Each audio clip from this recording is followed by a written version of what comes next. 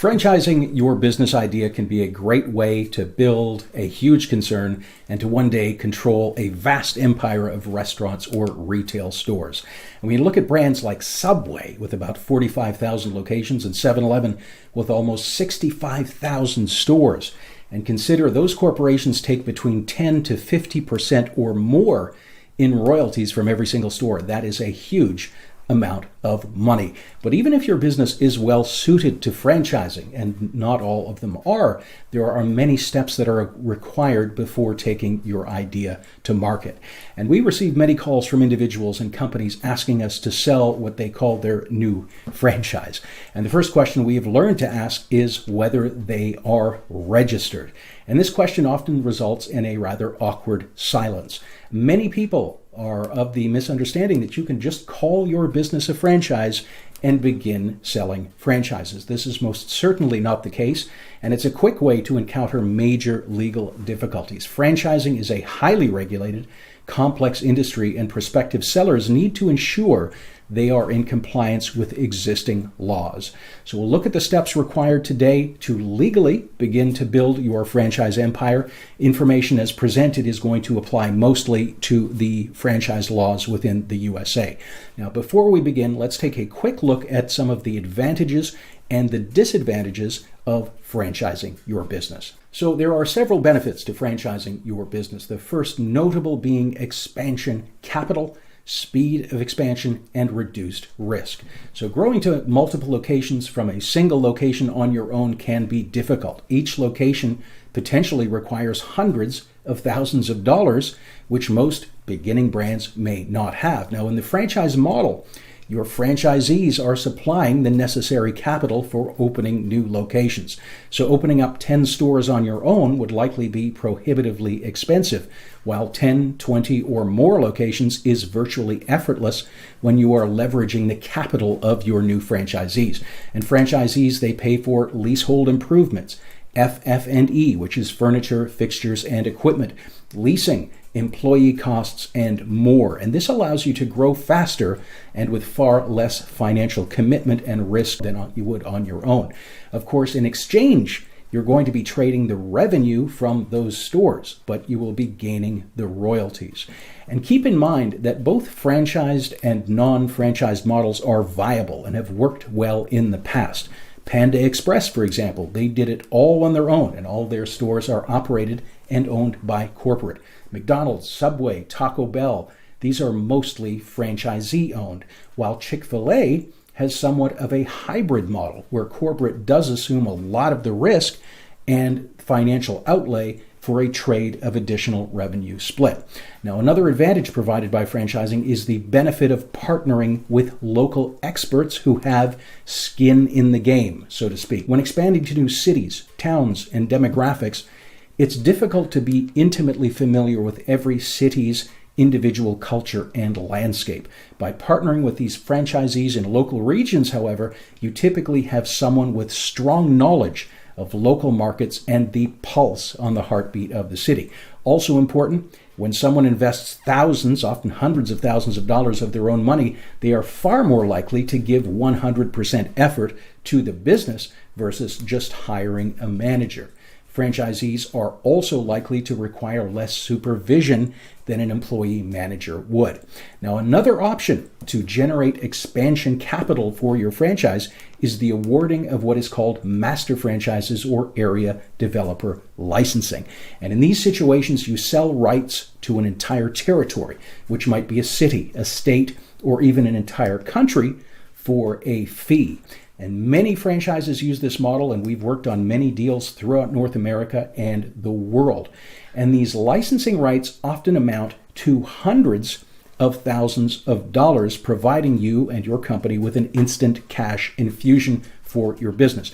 So, for example, you might sell the rights to your brand to the entire Middle East or to Europe, to an experienced local business developer. On a smaller scale, licenses for a single city exist, say Houston, for example. And your master franchisee would then open a single store or multiple stores if they choose in their own territory while simultaneously selling single unit franchises in their area. The master franchisee then helps train and support their own local franchisees while sharing in the franchise fees and ongoing royalties from the people in their area, and that exists for the lifetime of their agreement. Now, by selling master franchises, it is not rare to be able to raise $1 million or more if you have a solid and appealing offer. Now, as with anything, there are always trade-offs. Some of the disadvantages to franchising your business are, first being loss of revenue and reduced level of control. So depending on your agreement, your franchisees will be taking a substantial portion of the revenues from these locations. Of course, they're going to be paying you ongoing royalties, ad fees, and potentially buying consumables from you as well. Food, cleaning supplies, whatever else your company might be in. And they'll be paying a premium for that. And while you certainly want to make a profit on all these cost centers, you don't want to burden your franchisees to the point of being unhappy or not being competitive in their local markets. And while your franchise agreement does require franchisees follow your system, there is still a level of autonomy provided to franchisees. And keep in mind, in this day and age of online reviews, Yelp, that bad decisions on any of the individual franchisees' part will reflect poorly on your entire franchise system. When you're starting out and you're eager to bring in franchisees, ask yourself, will you have the self-discipline to turn away candidates that may not be ideal? If not, you could create potential problems for your brand and reputation. Now, another negative, and this is a big one, are the regulatory requirements, and the costs to enter are not inexpensive. First, you'll need what is called an FDD, or franchise disclosure document. And the FDD is a truly massive document that you have to create before you offer to sell a franchise. And it outlines in great detail much of your company's information. It really puts you under a microscope.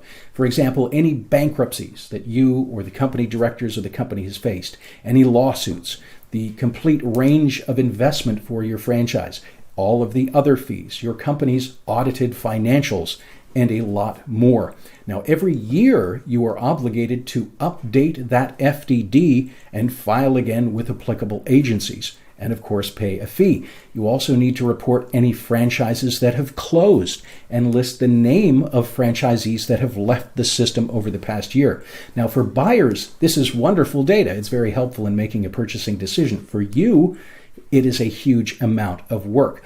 Now, if you think that just creating that FDD and registering it, it's not a bit of work, but not so bad, well, not so fast. There are certain states that require additional registrations or filing if you want to sell in those states. There are also states that have supplemental laws that differ from other states, and here's where it starts to get confusing.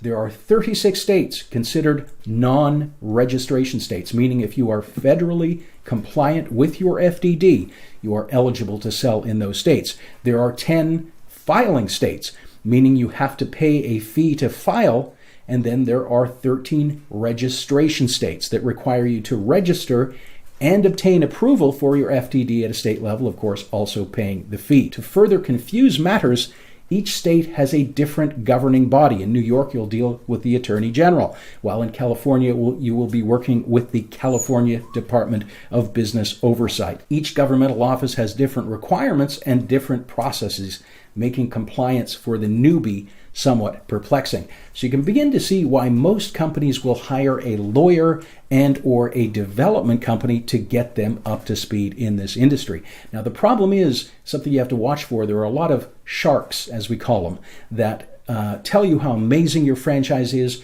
and charge you a fee ranging from $20,000 to $80,000 or more, only to find out that you will never sell a franchise. Now, not all groups are bad, but you do have to be careful. So at this point, you might say, okay, I have a great business model. I know it can be replicated. I am doing this regardless of what it takes, and I have the capital to make it happen. What do I do? Well, first, I would highly suggest you speak to one or several professional, neutral parties to determine if your business does make sense to franchise, and not all businesses do. You can book a consultation with us. We'll provide a genuine opinion based on market experience working with over 600 franchise brands. Now, at bare minimum, You should have a proven business model and systems in place that can be replicated by other franchisees. And keep in mind, regardless of how profitable your one store has proven to be, you also need to have a brand that is appealing and saleable. You're going to be competing with thousands of other franchise opportunities. What makes your idea pop out amongst the competition? And we have franchises in the portfolio right now that are enormously profitable that nobody wants to look at because they simply aren't trendy. Also determine if your business model still works when you add in margins and royalties. You need sufficient margins in place that a franchise can still earn a good living while paying you the royalties and other associated franchise costs. Also, will it work in other cities where leasing and labor costs could be higher? If you started your business in a small city, will your model still work in a larger city with higher rent and labor costs? And while you will be hopefully earning revenue from selling franchises, you'll need sufficient capital to get to that point and have enough money to carry you so you won't run out before you sell your first franchised location. So once your feasibility study, business license, registrations, paperwork, FDD, franchise agreements, operations manual, and did I mention you'll need to have a comprehensive operations manual as well that shows franchisees where to source product, how to cook the food, how to clean the carpets, what days to open, where to advertise, and many, many, many other things. Well, you're going to need that as well. And once you're all done, all this is taken care of and you're ready to sell, you really have two choices to take your concept to market. And one is to work with a development and or broker group. Or if you go it alone, you can handle everything yourself internally. Now, if you decide to sell your franchise yourself, there will be an associated cost per acquisition to identify and recruit franchisees. And that is typically not a small number. If you sell franchises internally, you'll need a website, glossy brochures, sales collateral, and a sales and lead generation process, including a prospect management system, and also a determination of who your ideal candidate profile is. Now, if you use a broker group to sell your franchise, you'll have controllable and fixed costs per franchisee, but you'll also typically pay 40 to 50% of your franchise fee to the broker group. When you outsource your sales function, the broker group handles costs that are related to marketing, franchisee identification and recruitment, and management of the entire sales funnel, and they charge you this flat fee per unit sold. Now, there are many broker groups, some of them who have hundreds of brokers on staff. Most of these will charge a fee for you to be listed in their portfolio. Now, one of the benefits of our group is we have very sophisticated tools to determine and predict future success of franchisees based on their operational skills, their personality, their cultural preferences, and many more. So our process that works well for both buyers and sellers is designed to find the ideal franchise fit. Now, a potential disadvantage of using a group like ours is because we provide candidates these sophisticated research tools, they will quickly see if your franchise does not stack up against the competition when we get to the competitive analysis stage. Our end goal is really to match the best franchises with the most appropriate candidates. So if your brand does not demonstrate solid earnings, lower royalties, or other benefits, our process will not work well. Once the process begins, and as new franchisees start to come on board, you'll need to train and support every single one. Now, as you can imagine, running your own business while simultaneously recruiting and supporting franchises can be difficult. That's why many franchises do decide to outsource the sales process to an external agency with existing systems and processes in place, and also leverage the master franchises and area developers to help with the training and the rollout. Now, if you as the franchisor have to dedicate too much time managing this entire franchise rollout in business, it can have a detrimental impact on growth and moving forward. Now, once franchisees are trained, they're in place, you'll need to make sure and keep on top of every location and their reputation management, that they're providing great customer service, you're getting solid online reviews, they're all following your protocols, and most importantly, are they happy with your franchise? Because keep in mind, by law, you are obliged to list the franchisee's contact information in your FDD, as well as any that have left your system. New prospective franchisees, they're able to call any of these people and ask their opinion. So you'd best make sure that they are happy for when a prospective new franchisee calls them on the phone. So is it possible to franchise your business idea and build this massive empire? Absolutely. But it certainly is not easy. And unless you have a very strong value proposition, market differentiation, high profitability, and are just generally awesome, you may want to reconsider. Companies would like to learn more about our Express Franchise Business Program. You can click above. Don't forget to like and subscribe, and thank you very much for watching.